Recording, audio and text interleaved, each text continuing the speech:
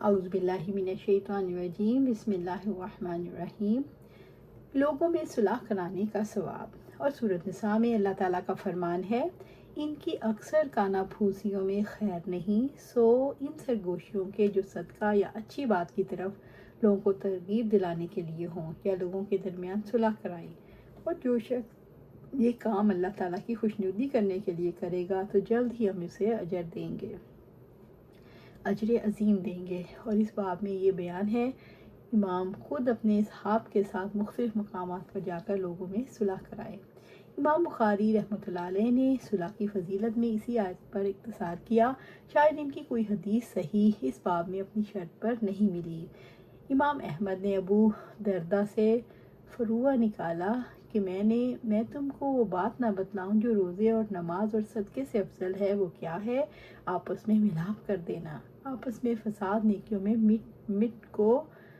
مٹا دیتا ہے۔ صلح کے مقابلے میں فساد، جھگڑا، جس کی قرآن نے شدت سے برائی کی ہے، وہ بار بار بتلایا ہے۔ اللہ پاک جھگڑے، فساد کو دوست نہیں رکھتا، وہ بہرحال صلح، امن، ملاپ کو دوست رکھتا ہے۔ سہل بن سعد رضی اللہ تعالیٰ عنہ نے بیان کیا کہ قبا کے بنو عمر بن عوف نے آپس میں کچھ تکرار ہو گئی تو آپ صلی اللہ علیہ وسلم اپنے کئی اصحاب کو ساتھ لے کر ان کے یہاں ان میں صلح کرانے کے لیے گئے، اور نماز کا وقت ہو گیا لیکن آپ تشریف نہ لا سکے۔ چنانچہ بلال رضی اللہ تعالیٰ نے آگے بڑھ کر اذان دی۔ ابھی تک چونکہ آپ صلی اللہ علیہ وسلم تشریف نہیں لائے تو اس لیے وہ آپ صلی اللہ علیہ وسلم ہی کی ہدایت کے مطابق ابوبکر رضی اللہ تعالیٰ کے پاس آئے، ان سے کہا آپ صلی اللہ علیہ وسلم وہیں رک گئے ہیں اور نماز کا وقت ہو گیا ہے کہ آپ ان لوگوں کو نماز پڑھا دیں گے؟ انہوں نے کہا ہاں، اگر تم چاہو۔ اس کے بعد بلال رضی اللہ تعالیٰ نے نماز کی تکبیر کہی اور ابوبکر رضی اللہ تعالیٰ نے آگے بڑھے۔ نماز کے درمیان نبی صلی اللہ علیہ وسلم صفوں کے درمیان سے گزرتے ہوئے پہلی صف میں آ پہنچے۔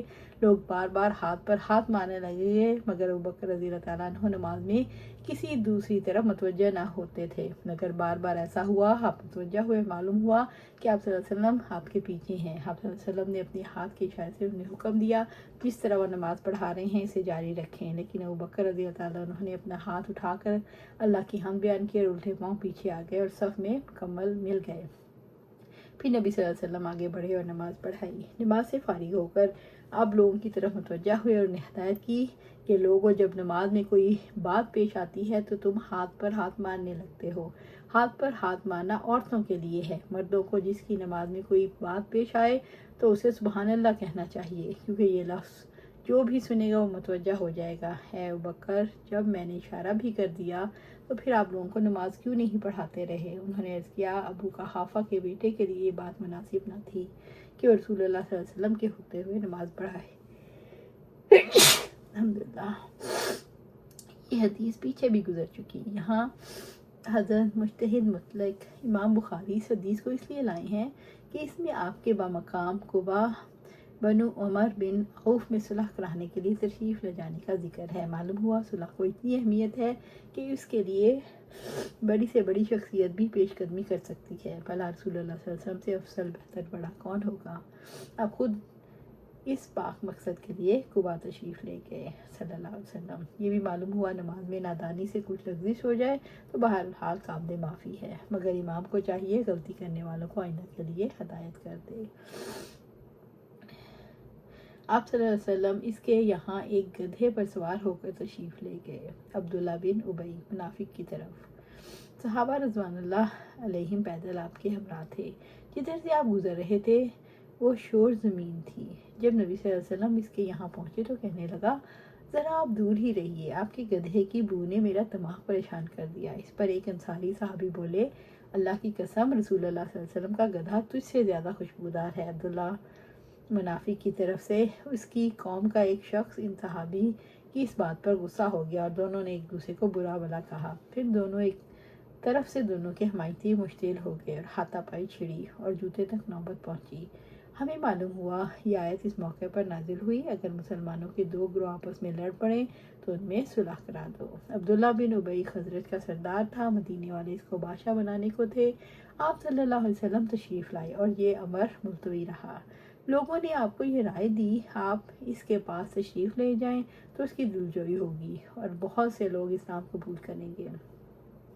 पैगंबर सल्लल्लाहु अलैहि वसल्लम मगरूर नहीं होते। पैगंबर यानी कोई भी हो मगरूर नहीं होते।